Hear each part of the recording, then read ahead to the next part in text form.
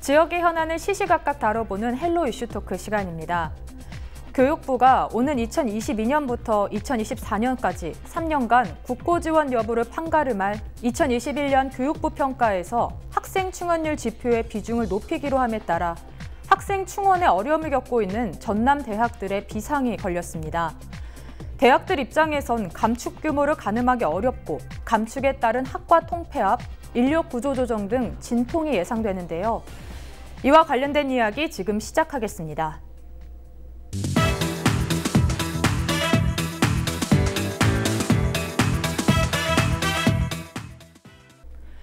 네, 대학의 구조 개혁이 필요한 이유는 뭐라고 보십니까? 우리나라 대학이 너무 많아요. 그러니까 그 김영삼 정부 시절부터 그 고등학교 교육을 정상화시킨다라고 하는 명목 하에 굉장히 많은 대학에 대한 인가들을 내줬고, 이러면서 이제 이 많은 대학들이 존재하고 있는데 다 알다시피 이제 학령 인구가 점점 줄잖아요. 그러면 대학 갈 아이들이 숫자는 부족하고 대학은 계속 많이 있고 이러니까 어떤 형태로든 대학의 이 숫자나 이런 것들을 조절할 필요가 있겠다, 이제 이런 생각들을 하게 되는 거예요. 원래 구조개혁이라고 하는 말이 기업에서 나온 그 개념들이잖아요. 그러니까 불필요한 인원들을 축소해서 어떤 경영의 효율성을 기하겠다, 이런 것들인데, 이 경영의 효율성을 기하겠다라고 하는 이 개념을 교육 현장에 갖고 들어오는 과정에서 여러 가지 문제점들이 좀 발생하고 있기도 하죠. 어쨌든 현재 너무 많이 존재하고 있는 대학을 학령 인구의 감소 추세에 맞춰서 일정 정도 좀 줄여내겠다라고 하는 게 교육부의 기본 목표이고, 지금 대학의 구조개혁이라고 하는 말은 그러한 그 목표를 실현하는 과정이라고 좀 이해하면 좋을 것 같습니다. 네, 이제 학력 인구 감소에 맞춰 줄여야 하는 게 이제 대학의 구조개혁에 포함된다고 말씀해 주셨는데요. 그렇다면은 의원님께서 보시기에 이제 구조개혁이 필요한 이유는 뭐라고 보십니까? 예, 방금 서 변호사님께서는 그 대학 구조개혁의 그 이유를 큰 방향으로 말씀해 주셨는데, 저는 좀 작은 범위를 살펴보면, 일단 대학이란 곳은 우리 청소년들이 대학에 진학에 위해서 자신의 인생의 어떤 방향을 결정짓는 가장 중요한 어떤 교육기관이잖아요.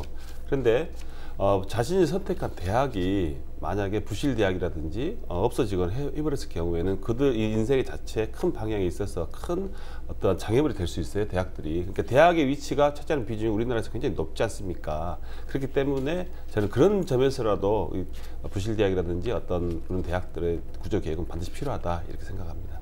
네, 이제 부실대학으로 좀 지정됐을 때 학부모들이나 학생들이 받는 피해가 크기 때문에 이런 구조개혁이 필요하다고 말씀해 주셨는데요. 그렇다면 현재 전남 지역의 대학 모습은 어떻습니까? 네, 상당히 어렵습니다. 지난해 발표한 대학 기본 진단 평가에 따르면 지금 대학을 평가할 때 거의 크게 세 가지로 나눕니다. 첫 번째, 아주 안정된 대학은 자율 개선 대학으로 지정을 하고요. 두 번째, 좀 자율 개선은 아니지만 그래도 재정 지원까지 할 필요 없는 대학, 역량 강화 대학, 이렇게 나누고, 세 번째가 아주 부실 대학들은 재정 지원 제한 대학으로 나눕니다. 그런데 우리가 예전에 한번 이슈 토크에서 다 다룬 적이 있는데 안타깝게도 저희 전남 지역에서 충격을 받았던 게, 아니 저 대학 정도면 당연히 자율개선대학으로 인정받는 대학이 아닌가. 왜냐하면 자율개선대학이 거의 대부분의 대학들이 다 인정받는 대학들이거든요. 그런데 광주에 있는 명문사학이었던 조선대학교, 두 번째 또 국립대 중에서 또 동부권을 책임지고 있는 순천대학교가 역량강화대학으로 선정이 됐어요. 역량강화대학이라는 것은 물론 재정 지원은 받을 수 있지만은 학생들의 어떤 충원율을 10% 정원을 감축해야 됩니다, 공고사항으로. 그다음에 또 광양에 있는 광양보건대, 한려대 같은 경우는 재정 지원 제한 대학으로 또 선정이 돼서 지정이 돼가지고 학생 정원을 약 35% 감축을 해야 되고, 또 이 학교에 다니게 되면은 국가장학금도 받을 수가 없고요, 또 학자금 대출도 받을 수 없는 그런 대학으로 지정이 됐습니다. 또 이 외에도 몇몇 사립대, 또 사립 전문대학들 위주로 해서 이런 좀 부실대학으로 가는 것도 과정이 있는 것 같습니다. 상당히 안타깝습니다, 지금. 네, 그렇다면 현재 지금 자율개선 대학, 역량 강화 대학, 재정 지원 제한 대학 이렇게 나눠져 있다고 하는데, 전남은 어느 곳에 가장 많이 포함되어 있고 지금 어떤 상황입니까? 예, 물론 이제 자율개선대학으로 예를 들어서 전남대학교라든지 목포대학교, 호남대학교 대부분의 대학들은 자율개선대학으로 이렇게 지정이 됐는데 아무래도 아까 이제 서 변호사님께서 말씀하셨지만 김영삼 정부 이후에 새롭게 신설된 대학들이 전남에 굉장히 많습니다. 우리 시청자 여러분께서도 한번 생각해 보십시오. 과거에는 전남대학교, 조선대학교, 목포대, 순천대 이렇게 몇 개 대학이 없는데 우죽순으로 많은 사립대 또 사립전문대가 신설이 됐습니다. 이 대학들 위주로 해서 지금 그 대학들이 학생 모집이 어렵게 되고 이렇게 되다 보니까 또 정부의 어떤 평가 기준에서 낮은 점수를 받게 되고 또 부실대학으로 지정이 되고 이런 악순환이 계속되고 있는 실정입니다. 네, 이제 악순환이 계속되고 있는 실정인 게 지금 구조 개혁까지 온 것 같은데요. 네, 그렇다면 이런 교육 평가가 제도의 취지대로 평가되고 있다고 보고 계십니까? 잘 안 되고 있는 거죠. 그러니까 그 이제 두 가지 목적. 그러니까 제가 생각하기에는 교육부가 갖고 있는 내심의 목적은 대학을 줄이자라고 하는 거예요. 그런 목적 하에 좀 구조의 평가들을 하고 이게 쭉 가고 있는 거고. 아까 이제 의원님 말씀하신 거는 어쨌든 대학이 부실화되고 교육의 질들이 낮아지는 경우 학생들의 피해들이 많이 발생할 수밖에 없으니 사전에 여기에 대한 정확한 평가들을 통해서 교육의 내실화를 기하는 목적으로 평가가 필요하다는 측면이에요. 그러니까 이 두 가지 요소가 다 있는 것이긴 하죠. 근데 문제는 기본적으로는 아이들이 제대로 교육받을 수 있도록 하기 위해서는 엄청난 국고가 지원되는 게 대학이에요. 이 대학에 대한 감독들을, 관리 감독들을 좀 더 훨씬 더 강화하고 이렇게 해야 될 거예요. 근데 실제로 교육부가 그렇게 하지 않아요. 과거에는 그 비리대학들과의 유착이 드러나가지고 굉장히 문제가 된 경우들이 많았고, 그 한번 비리대학 그리고 교육부 공무원들과 유착이 한번 발표가 되고 난 대학들은 교육부에서 거의 손을 놓다시피 해요. 또 저기에다 뭐 하면 자기들이 오해받을까봐 거의 손을 놓다시피 한다고요. 그래서 그런 문제들이 계속 이제 악순환처럼 이렇게 돌아가면서 상당히 좀 심각한 문제들이 있는 거예요. 원래적 의미의 관리 감독을 강화하는 방향으로 가야 한다. 지금 단지 대학 숫자를 줄이는 방향으로만 이걸 적용을 하다 보면 오늘 이제 우리가 그 이야기를 뭐 하기도 할 텐데 어쨌든 예컨대 학생 충원율을 다음 평가에서는 높은 비중으로 삼겠다 뭐 이런 것들이 학교를 줄이는데 가장 좋은 것들이거든요. 그래서 그렇게 학교를 줄이는 방향으로만 작용을 하고 학교를 줄이는데 좋은 수단들만 사용하다 보면 실제로 각 지역에서 진짜로 필요한 대학들이 살아남지 못하게 돼요. 지금 수도권 대학과 지방 대학은 엄연히 그 차이가 있을 수밖에 없어요. 물론 평가를 좀 달리한다고는 하나 그런 단지 평가를 달리하는 것만으로는 이 살아남을 수가 없다고요. 이 전체적인 방향과 추세 자체가. 그래서 지역에 있는 특성 있는 대학들을 지역이 특성 있게 살려내는 이러한 교육에 대한 관리 감독과 더불어서 교육이 좀 사는 방향으로, 교육이 다원화되는 방향으로 정책 방향들을 갖고 있어야 되는데 제가 보기에 교육부는 썩 그런 것 같지는 않아요. 그러니까 기본적으로 평가해서 없는 것들을 빨리빨리 좀 나쁜 것들을 없애자라고 하는 정책 기조에 서 있기 때문에 매번 이 평가 때마다 반발이 생기고 문제가 생기고 그러는 것 같습니다. 네, 이제 학생 충원율 비중을 높이기보다는 원래적 의미의 관리 감독이 좀 강화되고 다양화돼야 된다고 말씀해 주셨는데요. 그러니까 학생 충원율에 대한 것들을 계속 심사하고 하는 것도 굉장히 중요한 문제예요. 그게 필요 없다는 의미는 아니고요. 지금 교육부가 사용하는 수단이 그거밖에 없어요. 좀 더 평상시에 관리 감독들을 좀 더 강화하고 좀 더 투명한 학교 운영들을 위해서 다양한 제도적인 또 이런 것들이 좀 있어야 되는데 거의 학교에 돈이 들어가면 그다음부터 교육부에서 학교를 들여다볼 수 있는 수단들이 없거든요. 이게 3년마다 한 번씩 이런 거 하는 정도로 하는 건데 이게 국민들을 설득할 수가 없다고요. 그러니까 왜 우리 지역에 있는 대학만 줄이냐고 막 반발하고 반발이 거세면 또 교육부가 물러나게 되고 그러니 긴 과정을 놓고 보면 평가도 일관되지 않고 이런 것들 때문에 불만들만 자꾸 쌓이고 실질적인 효과를 발휘할 수 없고 이렇게 되는 것 같아요. 네, 그렇다면 의원께서 보시기에 이런 교육부 평가가 제도의 취지대로 잘 평가되고 있다고 보십니까? 네, 일단 대학에서는 이 교육부 평가를 살생부로 인식한 것 같습니다. 이제 그러니까 이 대학에서는 정부에서는 대학교를 죽이기 위해서 평가를 한다 이렇게 받아들이는 것 같아요. 근데 또 정부 입장 그게 아닌 것 같아요. 대학을 정말 정상화시켜서 정말 우리 잘하는 학생들이 그 대학을 통해서 삶의 질을 제고할 수 있는 그런 어떤 교육기관으로 만들고 싶은 게 우리 교육부 입장이고 또 대학교에서는 받아들이는 입장에서는 잘못 평가를 받게 되면 우리 대학이 없어질 수도 있겠다 이렇게 된 것 같습니다. 그런데 그게 가장 근본 이유가 저는 어떤 그 평가를 할 때 정량화된 수치에 맞춰서 평가를 하기 때문에 이렇게 된 것 같아요.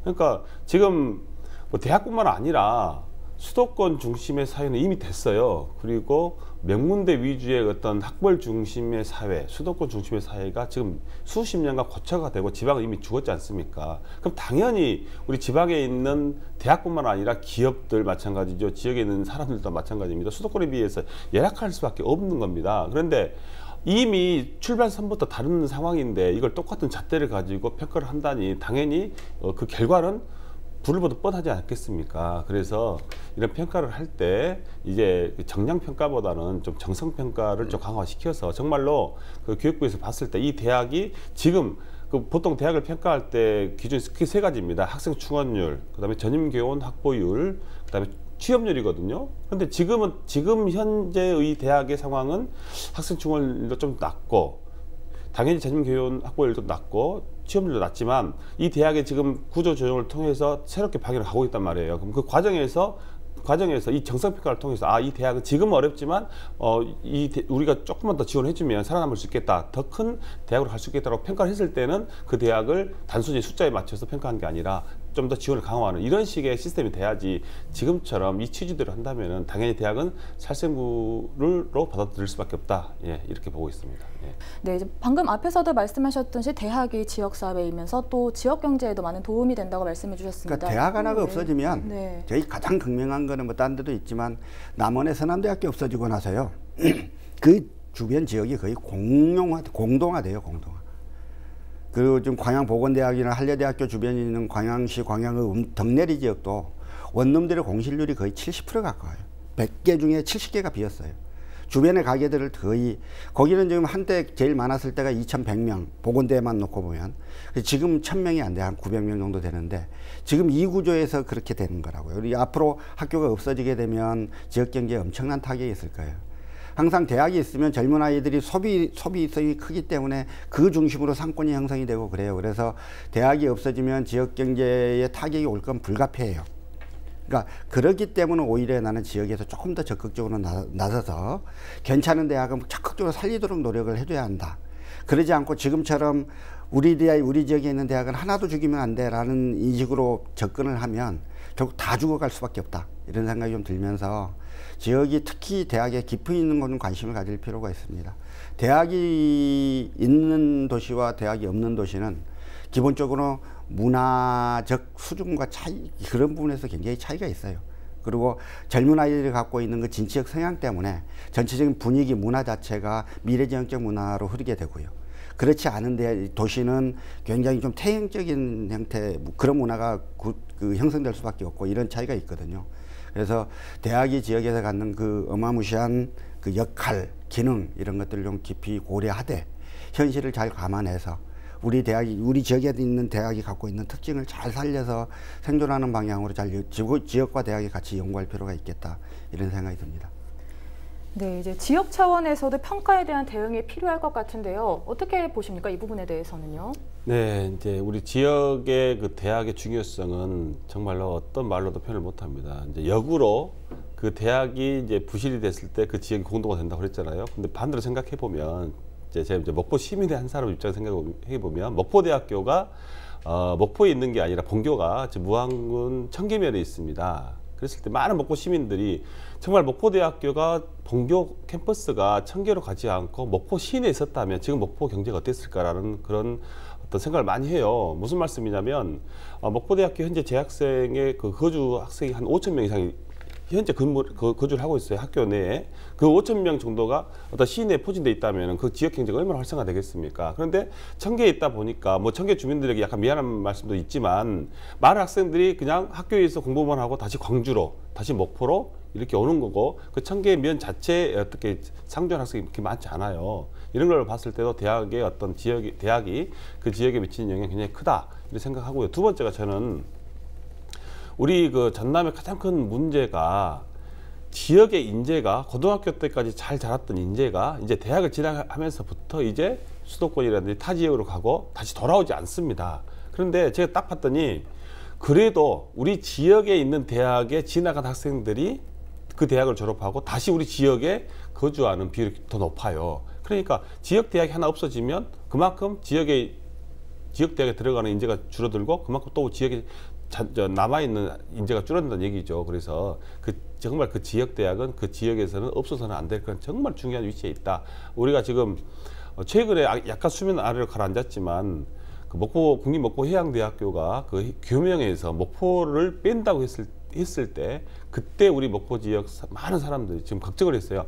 목포해양대학교에서 목포를 빼면 어떻게 하냐라고 했는데 사실 우리 목포 시민들이나 저희들도 반성해야 될 게 그 전에는 목포해양대학교에 대해서 그렇게 큰 관심을 안 뒀습니다. 그러니까 그 전에 평상시에 우리가 지역에 있는 대학에 많은 애정을 주고 많은 지원을 해주고 해야 되는데 그렇지 않다가 막상 그 지역에 있는 대학이 없어진다거나 아니면 이름이 바뀐다고 하니까 그때서야 이제 다급하게 이제 그 대학의 중요성을 인식하게 되는 거죠. 그래서 평상시에 우리가 지역에 있는 대학을 우리의 어떤 큰 자산으로 보고 아낌없는 지원을 해줘야 되지 않을까 이런 생각을 해봅니다. 네, 이제 지역의 인재가 타 지역을 가서 돌아오지 않는 게 가장 큰 문제가 될 수 있고요. 또 이제 평상시에 대학에 대한 지역민들의 관심이 필요한 것 같습니다. 네, 이제 학생과 학교, 지역사회를 위한 대학 구조개혁이 앞으로 나아가야 할 방향은 어떻게 보십니까? 저는 가장 큰 대학 구조 개혁의 방향이 첫 번째는 뭐니 해도 그 재학생이라고 봅니다.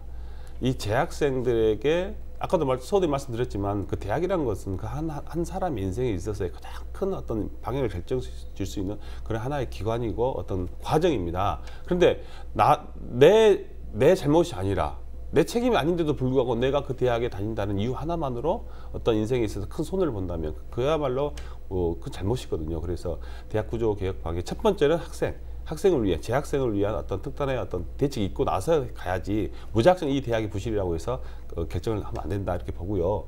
두 번째가 이제 아까도 말씀드렸지만 정성평가를 좀 강화시켜서 정말로 출발선이 다른 그 수도권 대학과 지역 대학의 어떤 대학들을 하나의 잣대로만 평가하지 말아달라. 물론 교육부에서 이번에도 발표한 것에 따르면 약간 지역별로 나누어서 약간의 차등을 준다고 하지만 그걸로는 되지 않습니다. 그에 따른 어떤 보완점을 마련해야 되지 않을까 이렇게 생각합니다. 네, 이제 재학생들을 위한 실질적인 대학 구조 개혁이 필요한 것 같은데요. 네, 그렇다면 변호사께서 보시기에 재학생 그리고 학부모 그리고 지역 사회를 위해서 대학 구조 개혁이 어떤 방향으로 나아가야 할까 봐요? 저는 광양보건대학교의 예를 들면 이 문제에 대한 답들이 좀 보일 거라고 봐요. 광양보건대학교는 잘 아시는 대로 그 유명한 비리사 이용화가 만든 학교고 엄청나게 많은 교비를 횡령해서 비리로 낙인 찍혔고 그 비리로 낙인 찍힌 결과 신생 충원율도 떨어지고 재학생 충원율도 떨어지고 전인교원 확보율도 떨어지고 등등 해서 계속 최하위 평가를 받았습니다. 2018년 대학 기본 역량평가에서도 재정 지원 제한 대학 1유형, 2유형이 있는데 그나마 또 2유형이에요. 제일 꼴찌예요. 그래서 그 학생들은 거기를 가도 장학금을 받을 수가 없고요. 학자금 대출도 받을 수 없습니다.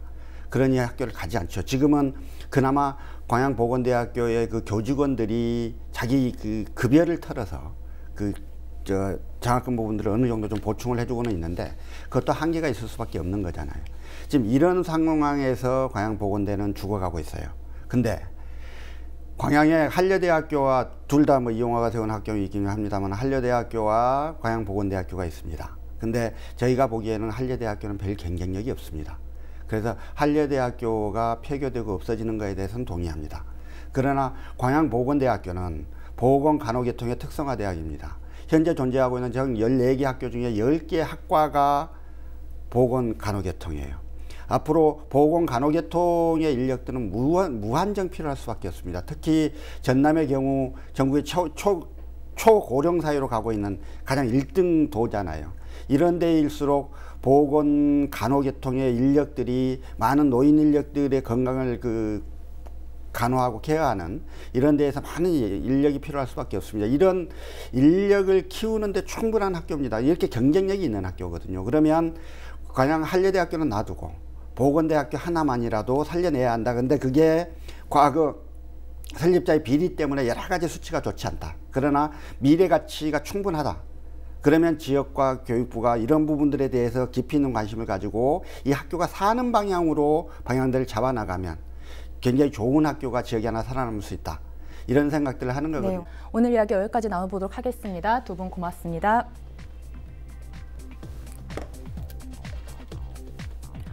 수도권과 타 지역에 비해 인구가 적고 재정이 어려운 지역 사립대들은 더욱 큰 문제가 아닐 수 없는데요.